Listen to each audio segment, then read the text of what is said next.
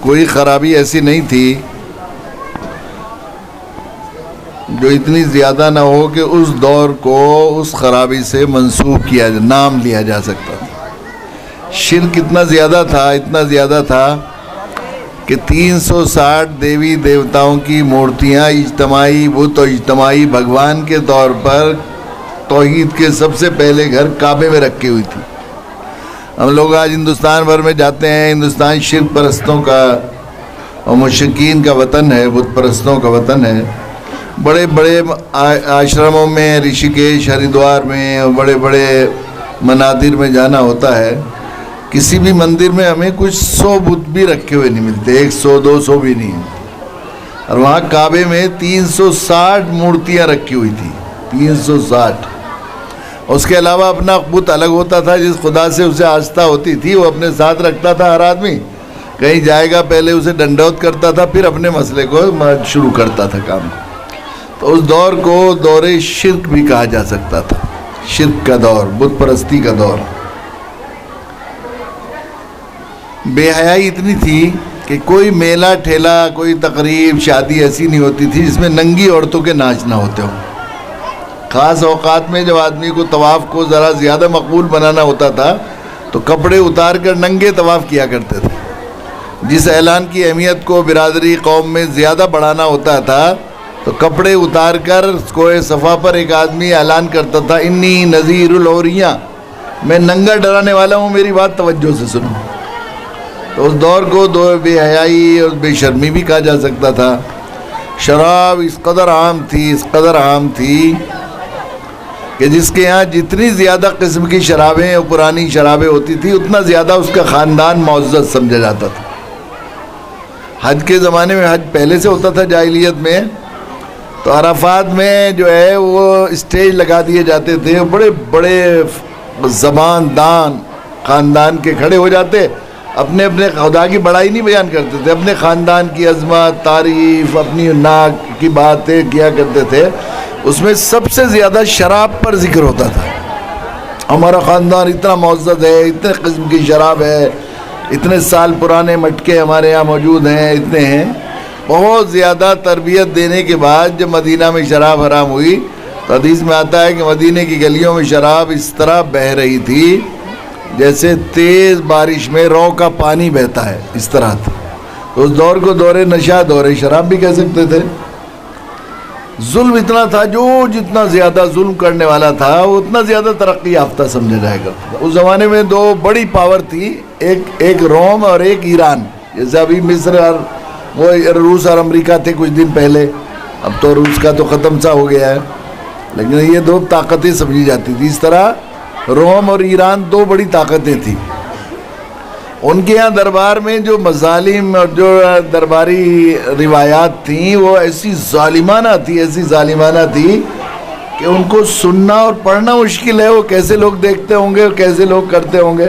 مثلاً کسریٰ کے یہاں ارناڈ نے لکھا ہے کہ ایک درباری رسم یہ تھی کہ جب کوئی VIP مہمان آتا تھا تو ایک گورے نوجوان غلام کو پکڑ کر لایا جاتا تھا، خوبصورت سے خوبصورت کو، اس کے چاروں طرف روڑ یا روئی لپیٹی جاتی تھی، اس میں گھی ڈال کر اس کی مشال بنا کر اس کی روشنی میں مہمان کھانا کھاتا تھا۔ اب جب اس کے جسم میں آگ لگتی تھی اور وہ چیختا بلکتا تھا تو سوچتا تھا مہمان کہ میری زیادہ اچھی خاطر کی۔ تو اس دور کو دور ظلم بھی کہہ سکتے تھے۔ لیکن اللہ تعالیٰ جو زبانوں کو پیدا کرنے والے ہیں، نہ اس دور کا نام دور بے حیائی رکھا اللہ نے، نہ اس دور کا نام دور شرک و بت پرستی رکھا، نہ اس دور کا نام دور شراب و نشہ رکھا، نہ اس دور کا نام دور شباب رکھا، نہ اس دور کا نام دور ظلم رکھا۔ اس دور کا نام اللہ نے رکھا دور جاہلیت، اس لیے کہ ساری خرابیاں جہالت کی وجہ سے تھی۔ انہیں معلوم نہیں تھا ہمارا بھلا کیا ہے، ہمارا نفع کیا ہے، اچھا کیا ہے۔ تو اس جاہلیت کو ختم کرنے کے لیے اللہ تعالیٰ کو اپنی بندوں پر رحم آیا، اپنے نبی جناب رسول اللہ صلی اللہ علیہ وسلم کو دنیا میں مبعوث کیا، اور آپ نے آپ پر قرآن مجید کی غار حرا پر یہ آیت شریفہ نازل ہوئی جو میں نے آپ کو پڑھی ہیں۔ اس میں فرمایا اقرأ بسم ربک الذی خلق۔ حضرت عیسیٰ علیہ السلام کے بعد کوئی نبی نہیں آیا، تقریباً 650 سال کا وقفہ ہے۔ یہ پوری انسانی تاریخ میں بعض دفعہ تو ایک ایک زمانے میں کتنے نبی ہوتے تھے، یہ اس خاندان کے لیے اس خاندان کے لیے، لیکن جب سے انسانیت قائم ہوئی ہے اللہ کے نبی صلی اللہ علیہ وسلم کی دنیا میں تشریف لانے کے وقت تک سب سے لمبا وقفہ نبوت کا یہی ہے۔ حضرت عیسیٰ علیہ السلام کے بعد 650 سال تقریباً کوئی نبی نہیں آیا۔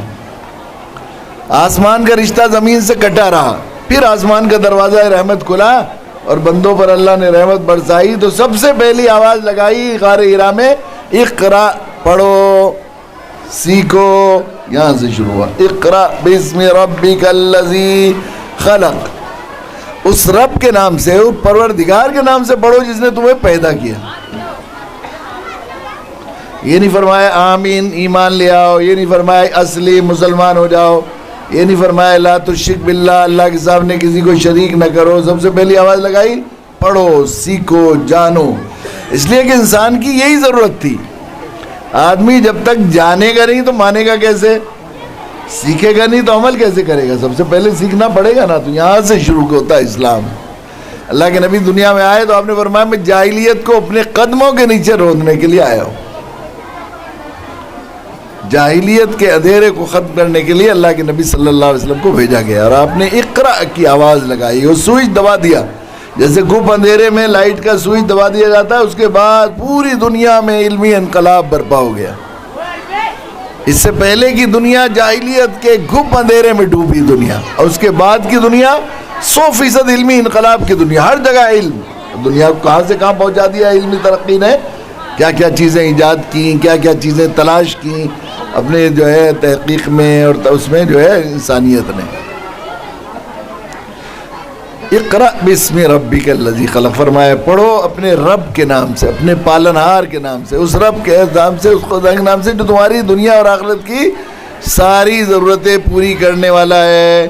چونکہ انسان کو فطرتاً لالچی پیدا کیا گیا، جس سے اس کا مطلب نکلنا ہے، آدمی اس کا قدر کرتا ہے، اس کا نام لیتا ہے، اس کی ماننے کی کوشش کرتا ہے، اس لیے کہا اقرأ بسم رب کے نام سے پڑھو۔ رب کے معنی ہے پیدا ہونے سے لے کر دنیا اور آخرت کے سارے مسائل حل کرنے والا، ساری ضرورتیں پوری کرنے والا، ماں کی چھاتیوں میں آنے سے پہلے، ہمارے آنے سے پہلے دودھ بھیجنے والے رب۔ کیسے رب ہیں، کتنی نعمتیں ان کی، انعامات در انعامات در انعامات آدمی استعمال کرتا ہے۔ کیسے اللہ ہے، کیسے وہ رب ہیں، وہ رب جو تم سے اتنی ممتا کر رکھنے والے، کتنی ممتا رکھنے والے کہ تمہارے آنے سے پہلے تمہاری ماں کی چھاتیوں میں دودھ بھیج دیتے ہیں۔ ہمیں کسی نے درخواست دی تھی کہ اللہ ہمیں دانت بھی نہیں ہے، بولنا بھی نہیں آتا، اللہ ہم کھائیں گے کیا، لیکن ہمارے آنے سے پہلے اللہ نے ماں کی چھاتیوں میں دودھ بھیج دیا، ماں کے دل میں ممتا بڑھ دی اللہ نے۔ معذور بچہ جو پخانہ پیشاب بستر پر کرتا ہے، ایسے معذور بچے کی خدمت کے لیے کیسے خدمت گزار کرو۔ بوڑھے ماں باپ ذرا بیمار ہو جائے، فالج میں یا کسی اور اس میں کسی بیماری ہو جائے، اور ذرا وہ مدت لمبی ہو جائے ان کی بیماری معذوری کی، تو اچھے شہید بچے ہم سے ملاؤں سے دعا کو کہنے لگتے ہیں حضرت اماں کی طبیعت بہت خراب ہے، 1 سال ہو گیا، ان کی تکلیف دیکھی نہیں جاتی، بس اللہ مسئلے کو حل کر دے، اللہ خیر کر دے۔ خیر کر دے کا مطلب آپ سمجھ گئے؟ خیر کر دے کا مطلب یہ ہے کہ الہی چھین لے یہ زندگانی، اب وہ باپ بیمار سے تنگ آ گئے ہیں۔ 5-7 بچے ہوتے ہیں، ایک ماں باپ بوجھ سمجھ کر پلتے ہیں تو 1-2 سال، اور 5-7 بچوں کو ایک ماں باپ شوق سمجھ کر پالتے ہیں، اس سے زیادہ معذوری میں لمبی مدت تک 10 سال۔ تو یہ ممتا کس نے دی؟ یہ اللہ کے رحمت کا ایک قطرہ سب ماں کو دے دیا، ماں کے کلیجے نکال دیے، ایسا خدمت گزار بنا دیا اللہ تعالیٰ نے ماں باپ۔ کیسی چیزیں، ایک نعمت، ایک سے ایک قیمتی نعمت، ایک سے ایک قیمتی نعمت اللہ تعالیٰ نے دی، وہ رب ہے۔ اس رب کے نام سے پڑھو، اس رب کے نام سے پڑھو، اسے مت بھول کے پڑھو۔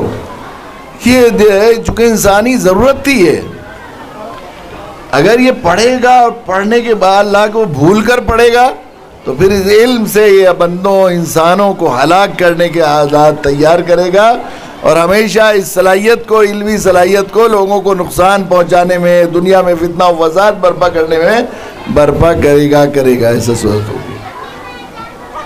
اور جب اس میں رب کو بیان کر پڑھے گا، اللہ کو یاد کر کے پڑھے گا، تو اپنی علمی صلاحیتوں کو اللہ کے بندوں، اللہ کی مخلوق کو نفع پہنچانے میں، خیر پھیلانے میں، سماج کو اچھا بنانے میں اس میں صرف کرے گا۔ اس لیے اللہ تعالیٰ نے پہلے اللہ کے نبی صلی اللہ علیہ وسلم کے واسطے سے ایک علمی انقلاب برپا کیا۔ اقرأ بسم ربک الذی خلق خلق الانسان من علق۔ اس اللہ نے دیکھو تو صحیح کیسی معمولی چیز سے تمہیں کیسا شاہکار مخلوق پیدا کیا، خلق الانسان۔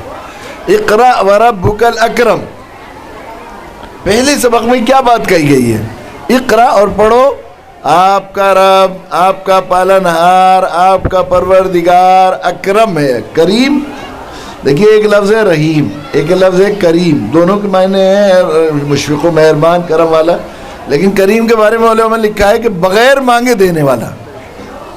ہم ان میں مانگا تھوڑا ہی تھا، ماں کی چھاتیوں میں دودھ بھیجی، ہم نے مانگا تھوڑا ہی تھا، ماں کے دل میں ممتا بھیجی، تو وہ ایسے ہیں۔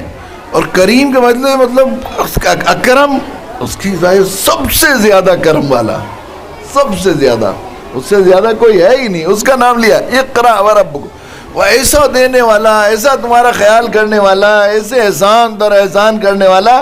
اقرأ وربک الاکرم الذی علم بالقلم علم الانسان ما لم یعلم، جس نے تمہیں قلم، انسان کو قلم سے وہ سکھایا جو انسان نہیں جانتا تھا۔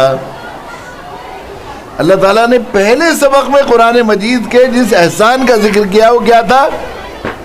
قلم کے ذریعے وہ سکھانا جو انسان نہیں جانتا، یعنی لکھنا پڑھنا سکھایا، یوں کہیے لکھنا پڑھنا سکھایا۔ اللہ تعالیٰ کے اتنے انعامات، احسانات ہیں جن کو گن بھی نہیں سکتے، ایک سے ایک قیمتی نعمت ہے، لیکن اللہ نے سب سے پہلی وحی میں جس احسان کا ذکر کیا، کیا ذکر کیا؟ اپنی صفت اکرمیت اور ربوبیت کے ثبوت کے طور پر۔ وہ اللہ تمہاری ساری ضرورتوں کو تمہارے چاہے بغیر اور تمہارے خیال سے پہلے تیار کرنے والا رب، اور وہ جو سب بغیر طلب کیے تم پر احسان در احسان سب سے زیادہ کرم کرنے والا رب ہے، اس نے تم پر یہ احسان کیا کہ تمہیں لکھنا پڑھنا قلم کے ذریعے وہ سکھایا جو نہیں جانتے تھے۔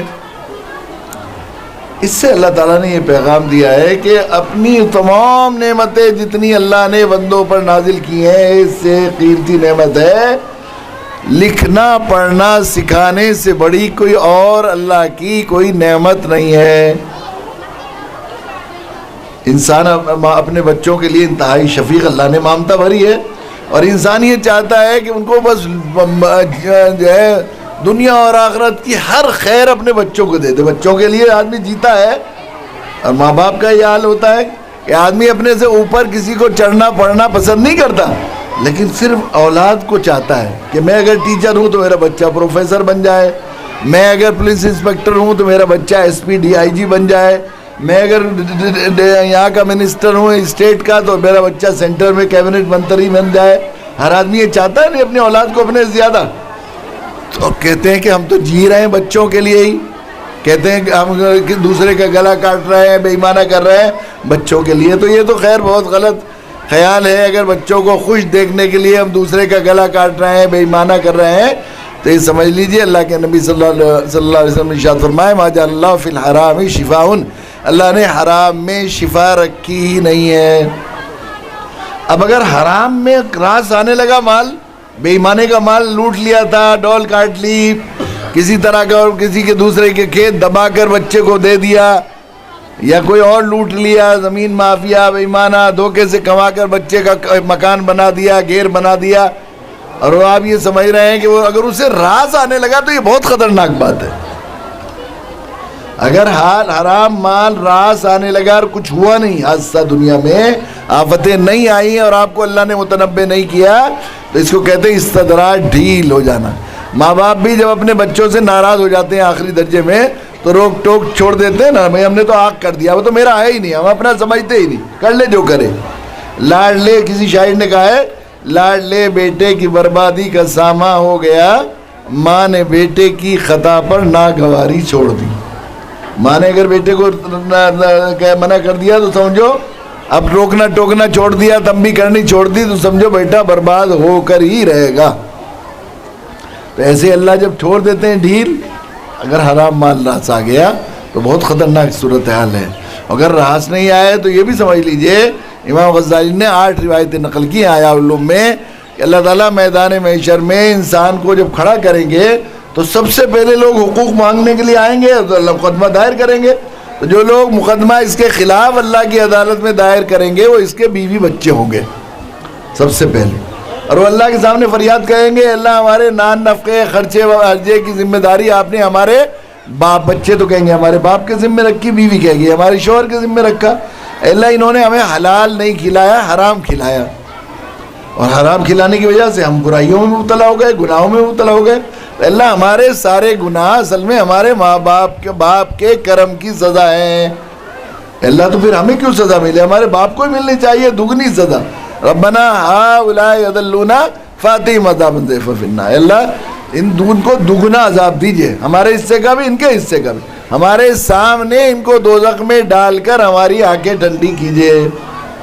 جن کو سخی کرنے کے لیے دوسرے کا مال کاٹ کے عزم کر کے دے رہے ہیں وہ سب سے پہلے ہمارے خلاف مقدمہ دائر کریں گے. اس لیے کتنی کم عقلی کی بات ہے کہ اللہ کے نبی صلی اللہ علیہ وسلم ارشاد فرمائے اس آدمی کی حماقت اور بیوقوفی پر مجھے خیال طرز آتا ہے جو دوسرے کی دنیا بنانے کے لیے اپنی آخرت برباد کر رہا ہے. اپنی آخرت برباد ہو رہی نا حرام مال کما کر, اور دوسرے کی دنیا یعنی ماں باپ بچوں کی یا بیوی کی دنیا بن رہی ہے. تو یہ ہے. تو اگر کسی کے ساتھ اللہ تعالیٰ یہ بات بتا رہے ہیں چونکہ انسان اپنے بچوں پر بے حد شفیق ہے, اور وہ یہ چاہتا ہے کہ بچوں کو اپنے خوشحال دے کے اس کو ہر نعمت جو اس کے بس کے ہو زیادہ سے زیادہ ان پر احسان کرے, تو اس سے زیادہ کوئی کرم اور اس سے زیادہ شفقت و رحمت کی اپنے بچوں کے ساتھ خیر خواہی کی بات نہیں ہو سکتی کہ ان کو لکھنا پڑھنا علم دکھا دے, انہیں علم کی دولت سے مالا مال کر دے. اس سے یہ بات بھی معلوم ہوئی کہ کسی انسان کے ساتھ سب سے بڑی دشمنی خصوصاً ماں باپ کی اپنے بچوں کے ساتھ سب سے بڑی دشمنی حق تلفی اور ظلم, یہ اس سے زیادہ کوئی نہیں ہو سکتا کہ بچوں کو تعلیم سے محروم رکھے, بچے جاہل رہ جائیں, بچے جاہل بگڑ جائیں. اور یہ بات سمجھ لیجئے بچے اگر بگڑ رہے ہیں تو ہماری کمی کی وجہ سے بگڑ رہے ہیں. بچے جو بگڑ رہے ہیں اس لیے کہ اللہ کے نبی نے فرمایا کل مولود یولد علی فطرہ, فطرت الاسلام ایک روایت میں ہر پیدا ہونے والا بچہ اسلامی فطرت پر پیدا ہوتا ہے. کوئی بچہ کافر مشرک پیدا نہیں ہوتا, یہودی نصرانی, کوئی بچہ چور ڈاکو بھی پیدا نہیں ہوتا, سب پاک باز اور ولی پیدا ہوتے ہیں. اس لیے بچہ جب مر جاتا ہے آدمی اس کا حساب کتاب ہی نہیں ہے کوئی, اس لیے کہ وہ تو معصوم ہے. جیسے ماں کے پیٹ سے پیدا ہوا تو معصوم ہوتا ہے نا, بالکل معصوم نبی ہے یا معصوم بچے ہیں, بس دو ہی ہوتے ہیں معصوم, بس یہ معصوم ہوتے ہیں. تو ہر پیدا ہونے والا فطرت اسلامی پر پیدا ہوتا ہے. اللہ کے نبی نے فرمایا اس کے ماں باپ اس کو یہودی بناتے ہیں, مجوسی بناتے ہیں, نصرانی بنا دیتے ہیں. تو یہودی مجوسی یعنی بگاڑتے ہیں ماں باپ, یہ نہیں کہا اسے مومن بنا دیتے ہیں, ولی بنا دیتے ہیں, متقی بنا دیتے ہیں, یہ نہیں فرمایا. اس کا مطلب یہ ہے کہ وہ جو اصل میں جو بنانے کی ذمہ داری ان کو دی گئی تھی اسے ادا نہیں کیا, تو انہوں نے اسے کیا کیا, وہ بگڑ گیا. سیکھنے کی جب اسے صحیح علم مسلمان بنانے کی, اس میں رب کے ساتھ علم سکھانے کا جب وقت تھا, وہ آپ نے اپنی ذمہ داری پوری ادا نہیں کی. جب ادا نہیں کی آپ نے, اسے ماحول فراہم نہیں کیا, اسے اچھے مدرسے میں پڑھایا نہیں, مدرسہ مہیا نہیں کیا, دینی تعلیم کا ماحول نہیں دیا, تو وہ کیا وہ سیکھنے کی عمر ہے, چوری سیکھی, ڈاکہ سیکھا, دوسری چیزیں سیکھی, تو بس ہو گیا, بگڑ گیا. تو بگاڑنے کی ذمہ داری ہماری ہے. جو بگڑا ہے کہتے ہیں بگڑ گیا, ہم نے تو کوشش نہیں کی, بگاڑا ہم نے. مسجد میں رات کو اندھیرا ہو رہا ہو تو کیا کہیں گے, مؤذن صاحب اندھیرا کیوں کر رکھا ہے؟ تو اندھیرا کر نہیں رکھا, اس نے کیا کیا, روشنی جلانے کی ذمہ داری تھی, اس نے روشنی نہیں جلائی, چراغ نہیں جلایا اس نے. تو سب کیا کہتے ہیں زبان سے, اندھیرا کیوں کر رکھا مؤذن صاحب, ملا جی اندھیرا کیوں کر رکھا ہے مسجد میں؟ تو اندھیرا کر نہیں رکھا, اصل میں اس نے اپنی ذمہ داری روشنی جلانے کی ادا نہیں کی. اس طرح والدین نے بھی اپنی ذمہ داری اس کو اچھا بنانے کی جو ذمہ داری دی گئی تھی وہ ادا نہیں کی. اور اگر آپ نے خالی چھوڑ دیا اسے تو خانہ خالی دیومی گرد, خالی رہے. خاص طور سے بچے کی وہ عمر جو بہت حساس ہوتی ہے, بہت زیادہ سیکھنے کی ہوتی, چڑھتی عمر جو بچے کی ہوتی ہے, اس میں آدمی کو بھوک بھی بہت لگتی ہے, زیادہ کھاتا ہے. چھوٹا سا بچہ اتنا کھا رہا ہے تو حیرت, اس طرح اس کی جاننے کی بھی بھوک اتنی زیادہ ہوتی ہے.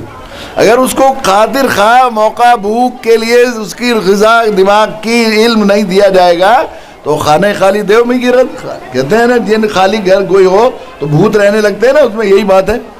حضرت جنید بغدادی رحمۃ اللہ علیہ کے بارے میں آتا ہے کہ وہ بیٹھے ہوئے تھے, وہ تشریف لے جا رہے تھے, ہمیشہ سلام میں پہل کرتے تھے. اللہ کے نبی سلام میں پہل کرتے تھے. سلام کرنے والے کو 70 نیکیاں ملتی ہے, جواب دینے والے کو 1 نیکی ملتی ہے.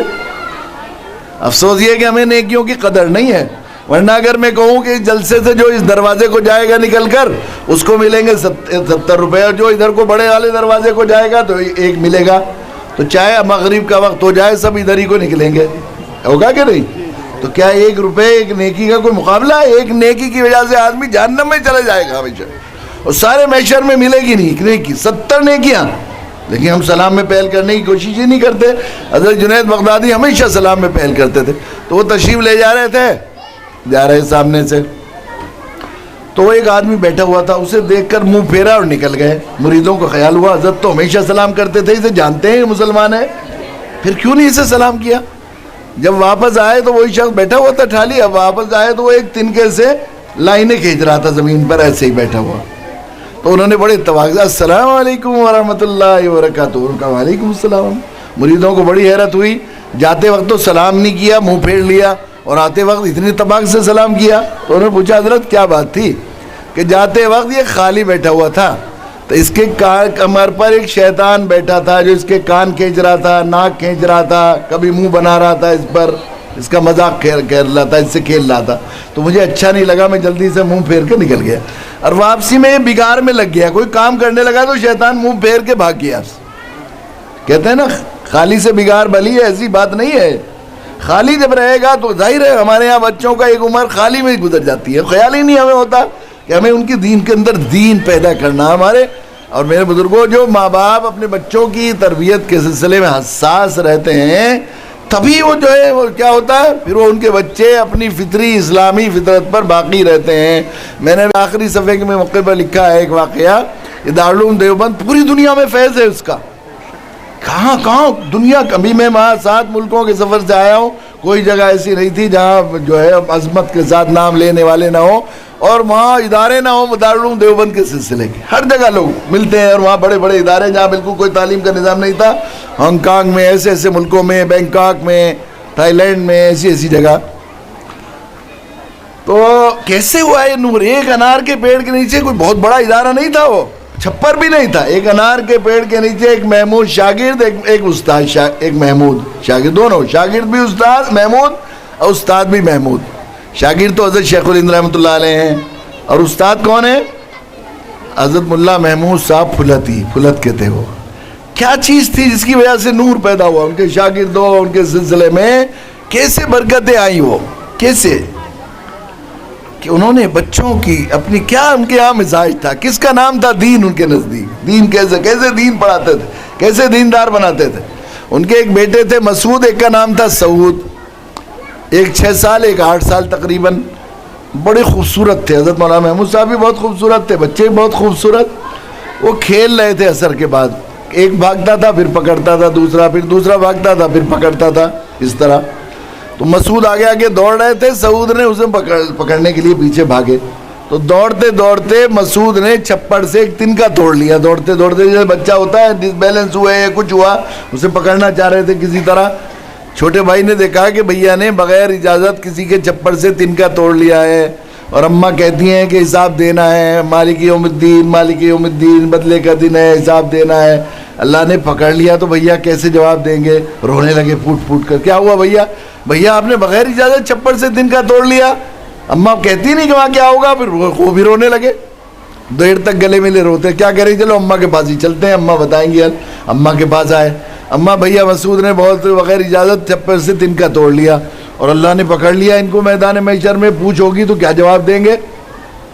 اب اس پر جو ہے بڑے ماں نے یہ نہیں کہا میرے بچے کوئی بات نہیں, اتنی سی بات ہے, تنکا ہی تو توڑ لیا, اللہ معاف کر دیں گے, یہ نہیں کہا. ماں نے اور بڑھایا اس جذبہ, بیٹا ہاں بات تو صحیح ہے, پکڑے جاؤ گے تو بالکل لگ گیا, دوزخ کی آگ تو اتنی خطرناک ہے, اس میں تو ایسا ہے اور ایسا ہے، ایسا بتایا. کیا کریں اماں کہ جاؤ خالہ کے پاس جاؤ اور جا کر ان سے کہو بھیا نے بغیر اجازت تنکا توڑ لیا، آپ ہمیں سزا دے دیجئے یا معاف کر دیجئے، لیکن کل کے پکڑ سے ہمیں بچائیے. وہ گئے، جا کے ان سے کہا خالہ بڑے بھائی کی تو ہمت نہیں ہو، ان سے تو تنکا ٹوٹا تھا. انہوں نے تو سمجھ رہے تھے میں نے تو جرم کیا ہے، میں تو گناہ گار ہوں. تو انہوں نے جا کر کہا کہ وہ تنکا توڑا ہے، آپ معاف کر دو. انہوں نے کہا کہ اس نے بھی یہ نہیں کہا فوراً معاف کر دیتی، اس نے اپنے بچوں کو بلایا. ماحول بن گیا تھا دینداری کا، پھیلتا نا جب ہوتا نا. تو اس نے اپنے بچوں کو بلایا، بچوں دیکھو تمہارے بھیا آئے کیا کہہ رہے ہیں، کہیے ذرا بتائیے. تو بھائی بچوں کے سامنے کہلوایا تاکہ انہیں بھی پتہ لگے کہ دین کس کا نام ہے، حساب کتاب کی فکر کتنی ہونی چاہیے. پھر اس نے کہا کہ جاؤ تم اپنے ابا کو بلا کے لاؤ. پھر ابا کو بلایا، پھر ابا کے سامنے پوچھوایا. پھر انہوں نے کہا بیٹا گلے لگایا، وہ کہا معاف تو کر دوں گی لیکن ایک شرط ہے. کیا ہے؟ میں دودھ گرم کر رہی ہوں، ایک پیالہ دودھ پی لو گے تو میں معاف کر دوں گی، نہیں تو کروں گی نہیں. کہ نہیں جو شرط آپ کو ہو ٹھیک ہے. تو گرم دودھ کیا، بالائی ڈالی اور اسے جو ہے پیالہ پلایا محبت سے، انہیں گلے لگایا. جاؤ میرے بچوں اللہ تمہیں معاف کرے، میں نے دل سے معاف کیا. خوشی خوشی اپنے اماں کے پاس آئے، اماں نے گلے لگایا. پیارے بچوں اللہ نے ماں رحم کر دیا، اگر ایسی مر جاتے تم اور وہاں پکڑتی تمہاری خالہ تو کیا حال ہو جاتا تمہارا. رات کو حضرت مولانا محمود صاحب جمعرات کا دن تھا، دیوبند سے آتے تھے. جیسے تشریف لائے تو آتے ہی کہا خوشی کی خبر سنائے کہ ہاں سنا، پورا واقعہ سنایا. ایسے سعود سے تنکا ٹوٹ گیا، بہت زیادہ پریشان ہوئے. مجھے بڑا اچھا لگا کہ آخرت کے سلسلے میں فکر انہیں پیدا ہو گئی ہے کہ حساب کتاب دینا ہے. تو وہ جو ہے میں گئے معاف کر دیا، خوشی خوشی آئے. تو کہا چلو بہت اللہ کے شکر، دونوں صلاۃ الشکر پڑھتے ہیں کہ ہمارے بچوں میں دینداری پیدا ہونے لگی ہے. اس کا نام تھا دین، یہ ہے دین اسلام. یوں سکھایا جاتا تھا. اب تو یہ موبائل چرا کے لاتا ہے تو وہاں خوش ہوتی ہیں، چھپا لیتی ہے، یہ صورتحال ہوتی ہے. تو ہم نے سکھایا نہیں، ہم نے نہیں بنایا، ہم نے بنایا چور ڈاکو. یہودی جو بنایا ہم نے بنایا. تو ہمیں اگر اپنے بچوں سے محبت ہے اور واقعی ہم ان کے ساتھ شفقت و رحمت کا کوئی کام کر سکتے ہیں تو وہ ہے جس کو اللہ نے پہلے سبق میں بتایا.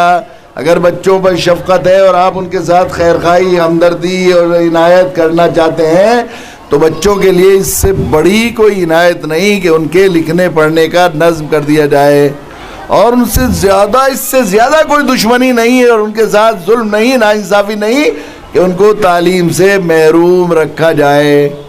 اور تعلیم کے ساتھ بات آتی وہ تعلیم نہیں جو اللہ کو بھلا کر پڑھائی جائے، جس میں گردے چور ڈاکٹر پیدا ہوں اور ظلم کریں اور ناانصافیاں کریں اور زیادتی کریں، اور صورتحال یہ ہو جائے اللہ کو جب وہ کر کے پڑھائیں گے، آپ بھلا کر پڑھائیں گے تو پھر ایسے ایسے افسر، ایسے ایسے جج، ایسے ایسے ڈی ایم، ایسے ایسے منسٹر پیدا ہوں گے.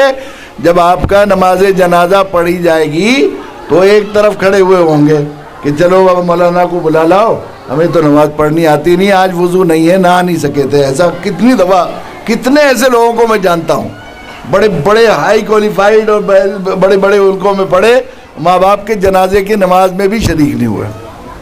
حضرت تھانوی نور اللہ مرقدہ نے لکھا ہے کہ بیٹے وہ بن گئے، وہ ڈی ایم، اب باپ تھے وہ بن گئے، دینی تعلیم پڑھائی نہیں تھی. تو انہوں نے کہا، میں بیٹے کو فون کیا کہ بیٹا تمہاری امی کی طبیعت خراب ہے اور مجھے آنا ہے، ذرا ڈاکٹر کے پاس جانا ہے، تم ذرا فون کر دو. انہوں نے کہا کہ نہیں بس آپ کو ادھر آنے کی ضرورت نہیں، سیدھے ڈاکٹر کے پاس چل جاؤ. نہیں تمہیں ایک پرچہ بھی لکھ دینا ذرا. تو وہ گئے وہاں، ان کی عدالت میں چل رہا تھا تو دیکھا کہ ابا بالکل دیہاتی سے آدمی ہیں، وہ جج صاحب کے شان نشان تو ابا جی تھے نہیں. انہیں کیا معلوم کہ جج انہی کی، انہوں نے مزدوریاں کر کر کے، محنت کر کر کے پڑھایا ہے. تو لوگوں نے دیکھا بیٹا بیٹا کر کے بات کرنے لگے بے تکلف. تو لوگوں کو حیرت ہوئی ہے کہ بڑے میاں جاہل آدمی ہے، گنوار، یہ کیا کیسے بیٹا بیٹا کہہ رہے ہیں. کہنے لگے کون ہے یہ؟ ان کے اسٹینوں نے پوچھا کون ہے، کہ یہ ہمارے جاننے والے ہیں. تو ابا کو غصہ، یہ کہہ لگے ان کا جاننے والا نہیں، ان کی اماں کا جاننے والا ہوں میں. جب بغیر اللہ کے رب، اللہ کو یاد کیے بغیر، دین کے بغیر، دینی اصولوں کے بغیر، شرعی ضابطوں کے بغیر لڑکیوں کو پڑھائیں گے یا مردوں کو پڑھائیں گے تو وہ کیا پیدا ہوں گی؟ وہ ایسی پیدا ہوگی بالکل. اس لیے پہلے دبا دیا، پڑھو تو ضرور لیکن اس میں رب کے ساتھ پڑھو. یہ اسلام کا انقلاب جو اللہ کے نبی صلی اللہ علیہ وسلم نے برپا کیا. اگر ہم واقعی یہ چاہتے ہیں کہ ہمارے بچے کچھ بنے اور بچوں کے ساتھ ہم اپنی محبت کا حق ادا کریں اور وہ احسان کریں. دیکھیے قرآن نے سب سے پہلے اکرمیت، شان اکرمیت اور ربوبیت کے دلیل کے طور پر اس نعمت کو ذکر کیا. اللہ کی اتنی نعمتیں، کسی اور نعمت کو ذکر نہیں کیا. دیکھیے قاعدہ یہ ہے کہ آدمی نے کسی پر بہت سارے احسان کیے ہوں اور اسے سمجھانے کو بڑھا کر چھوٹے کو سمجھاتا ہے. مثلا کسی وقت آپ کو دوست کو ضرورت پیش آئی، آپ نے 100 روپے دے دیے. پھر کبھی ضرورت پیش آئی 10,000 روپے دے دیے. پھر ایک مرتبہ آپ نے اپنی زمین بیچ کر 10 لاکھ روپے دیے اور اس کا گھر چھڑوایا اور اسے جیل سے چھڑوایا. آپ کبھی کہیں گے کہ بھئی تم ہمیں نہیں پہچانتے؟ تو یوں نہیں کہیں گے ہم نے تمہیں 100 روپے دیے. کیا کہیں گے؟ تمہیں یاد نہیں میں وہ ہوں جس نے میں نے اپنی زمین بیچ کر تمہیں جیل سے چھٹایا تھا اور تمہارا گھر گروی رکھنے سے بچایا. یاد ہے؟ سب سے بڑی نعمت کا ذکر کیا جاتا ہے. اللہ تعالیٰ نے سارے انعامات میں سے پہلے سبق میں جس انعام کا ذکر کیا، اقرأ وربک الاکرم الذی علم بالقلم علم الانسان ما لم یعلم. اقرأ، تو پڑھو. تمہارا پالنہار، تمہارا پروردگار سب سے زیادہ بے مانگے کرم در کرم سب سے زیادہ کرم کرنے والا ہے. وہ ایسا ہے جس نے تمہیں قلم سے وہ سکھایا، لکھنا پڑھنا سکھایا جو تم نہیں جانتے تھے. اس سے معلوم ہوا کہ کسی انسان کے ساتھ سب سے بڑا احسان اور سب سے بڑی شفقت اور سب سے بڑا اس کے ساتھ خیر خواہی اگر ہو سکتی ہے تو یہ ہو سکتی ہے کہ اس کو لکھنا پڑھنا علم سے آراستہ کر دیا جائے. اگر ہم بھی اپنے بچوں کے ساتھ یقیناً سچ مچ میں خیر خواہی کرتے ہیں تو ہمیں ظاہر ہے اس کا نظم کرنا پڑے گا. اس کے لیے ادارے قائم کیے جاتے ہیں، یہ جلسے کیے جاتے ہیں تاکہ ہمیں علم کی اہمیت معلوم ہو جائے اور یہ معلوم ہو جائے. یہ جو ہے دوسری چیزیں، کپڑا بنا دینا، گھر بنا دینا، اس کو بینک بیلنس بنا لینا، اس نعمت کے مقابلے میں پاؤں کی دھول کی حیثیت بھی نہیں رکھتے یقیناً. اللہ تعالیٰ ہمیں توفیق دے کہ ہم علم کی قدر کریں، اپنے بچوں کو دیندار بنائیں، اور ہمیں جو ذمہ داری دی گئی ہے کہ بچوں کو بگاڑ سے بچا کر انہیں اسلامی فطرت پر